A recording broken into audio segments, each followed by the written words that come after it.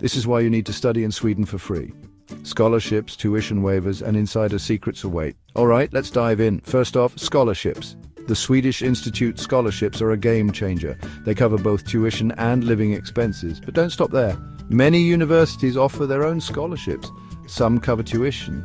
Some even throw in a bit extra for living costs.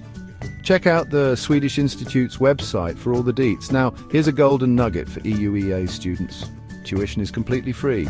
You heard that right, but remember, you'll still need to budget for living expenses. Need to save even more? Consider these money-saving tips. First, part-time jobs. They're legal and super beneficial. Use job portals like Arbetsförmedlingen to find gigs. Next, affordable housing. Apply early for student housing to snag the best deals. And don't forget to learn Swedish. Free courses are available for students and they can really help you settle in. When you're ready to apply, go through university admissions. Make sure your transcripts, English proficiency proof and motivation letter are all set. And don't miss those deadlines.